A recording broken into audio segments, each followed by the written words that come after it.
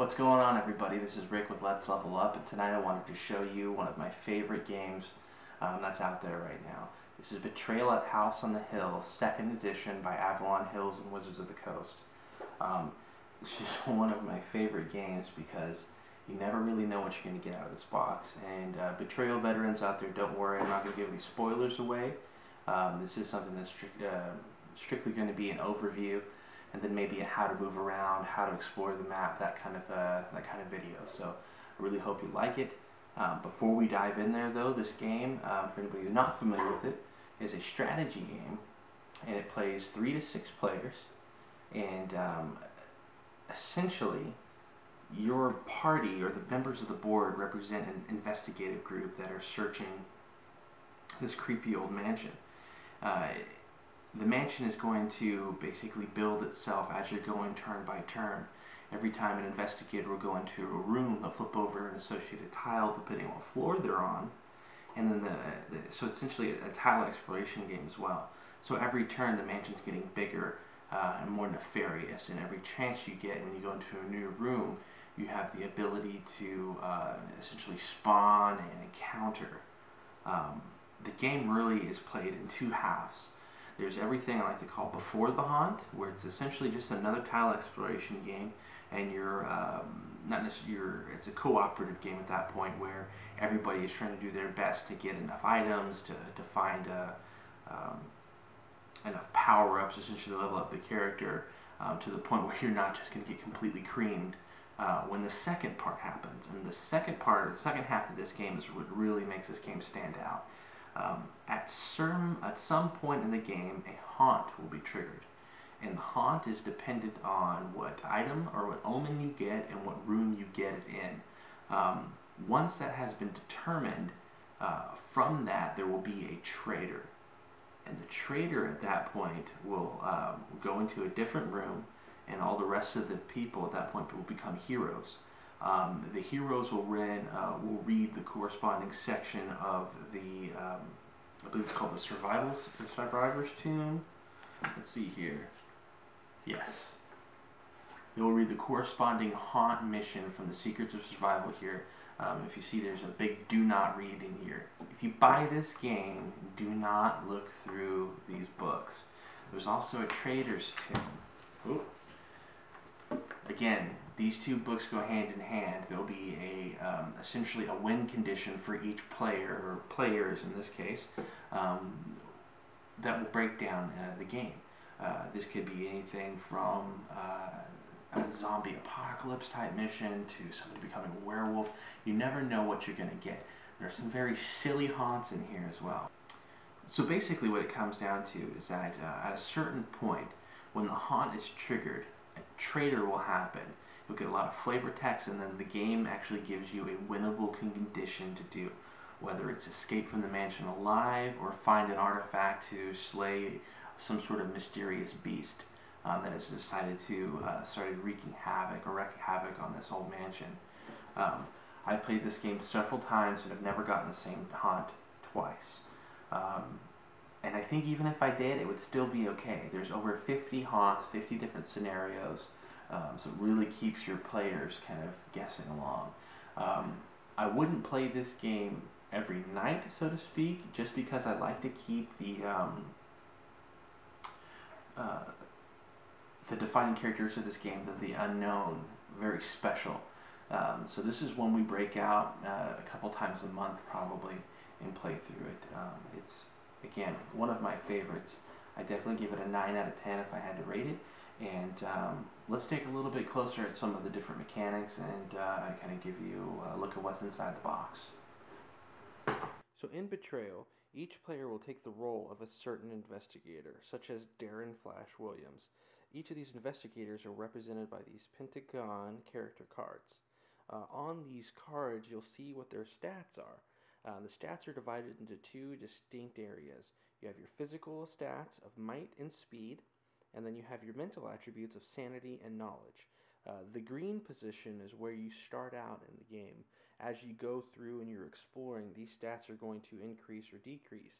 If a stat ever reaches the skull, this character has either gone insane or has perished. So it's important to keep note When you're taking damage, oftentimes the game will give you your choice of might, or sorry, of any physical or any mental attribute, which means you can pick whichever is the higher between might and speed, or sanity and knowledge in the case of a mental skill. The only gripe I have about this game is actually dealing with this character card. Now, the game comes with these little clips that essentially snap on, or slide on rather, to show you what your current skill is in a particular attribute. The only problem is that these things come off so easily. So what I would do if I were you guys is either just apply some pressure to this. That's exactly what I'm talking about right there. I think I haven't actually done this, but I think if you put just a piece of clear tape here and then on the back side, it'll not only protect this edge from getting too worn, but actually keep that slider from moving around too much, just giving it just a little extra thickness that it's missing now. After you've chosen your character, you find the associated model here to go along with that character. So for instance, we've got Flash here. The other side of Flash is Ox Bellows. It's one of my personal favorites.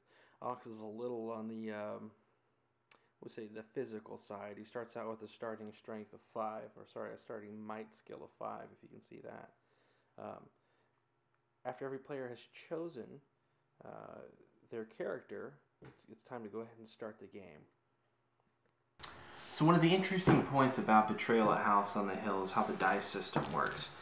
This is a stat-based system, so oftentimes in this game you're going to be asked to make a stat-specific skill check. To do that, you grab a die for each point in that skill you have.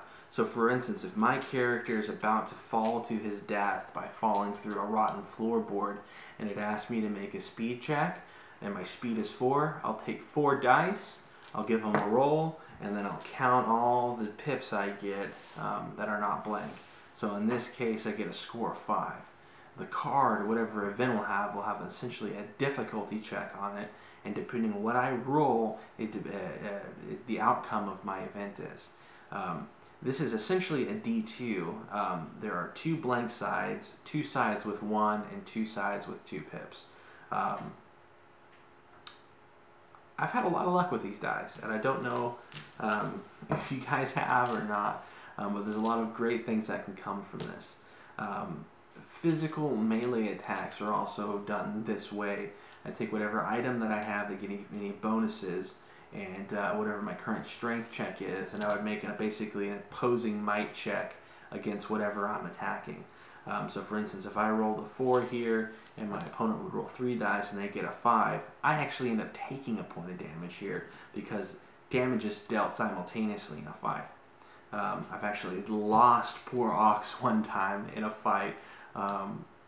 It's one of the the stories that comes up generally when we play this game. Ox decided to get a little angry and punch a mythic beast, and let's just say he did not live from that particular event. Dice aside, the game is going to start out in the main foyer here. This foyer will actually link to the grand staircase, which will lead to the upper level of the game, which I generally just set to the side. And there's also a way to get into the basement as well. So these 2 tiles here, these 3 tiles are going to be what you start out with in every game. Also, to go along with these tiles, you're going to have a map stack. So on my turn, as I'm moving and exploring through these different yellowed areas here on the tile, I'm going to explore whatever the next tile is that's available to me. If you notice here on this tile, there are 3 different windows or sets of windows here. This represents the top level, the middle section represents the ground floor, and the basement is represented by the bottom section here. This tile shows that this can only be played, note the yellow here of the windows, on the ground floor. So if I'm exploring in the basement and this is the next tile, I would essentially burn this and then pull the next tile in the stack that is available for the basement. So you can see this tile can be played on any floor no matter where you're at. Same with this one. This is a ground floor only. Looks like this is a ground floor only as well. But there are basement and unique basement tiles and unique upper floor tiles, or the second story tiles, that could prohibit you from going. So once I get to an available path here, I'm going to lay the tile down so that the doorway, again represented by the yellow, faces the doorway that I entered from. So you can see here, I just pulled the coal chute. And what the coal chute does, it's a one-way slide to the basement landing. So essentially my character would fall right here to the basement landing, and oh, let me get that in the frame, maybe that would help. So right here to the basement landing. Once I'm in the basement, I can't actually get out until I find the stairs or some sort of secret entrance that gets me back to another level. So again, every time someone's exploring this area, exploring the mansion, you're going to keep going and keep going until essentially you're caused to draw a card. And you know if you're going to draw a card or not, depending on the symbol that's going to be in this card. And let me actually get you a closer look at this thing.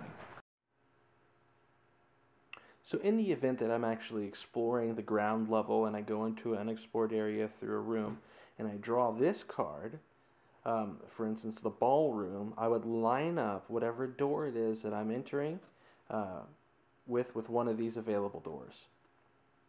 So since this is an all four area, or all four doors on each side, it doesn't technically really matter.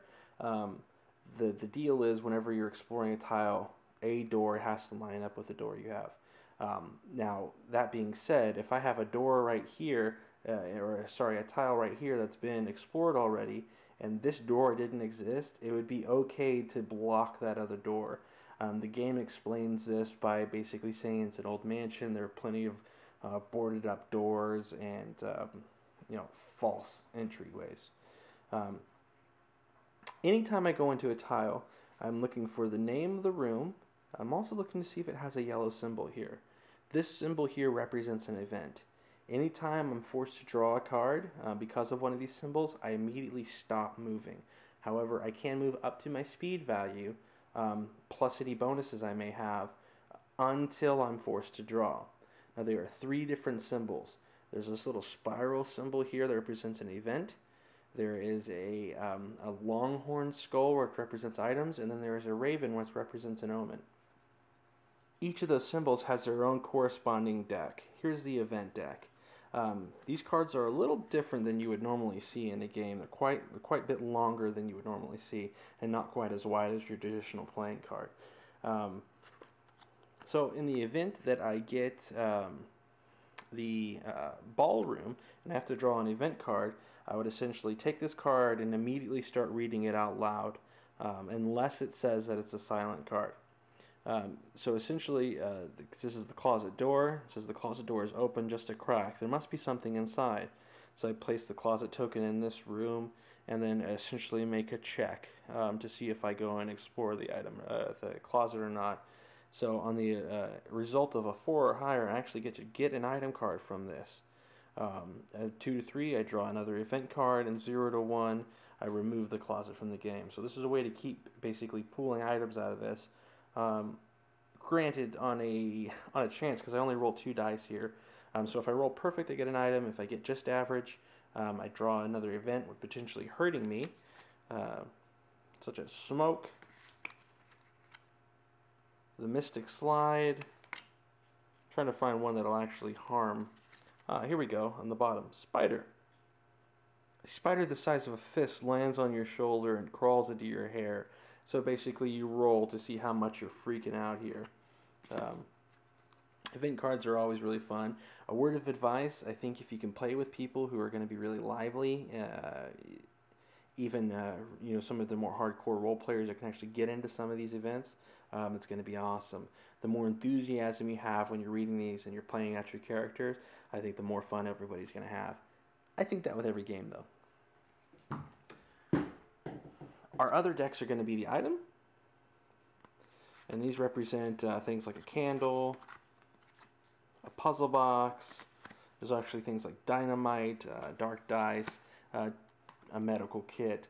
So these represents physical items that your character can actually hold and trade with one another.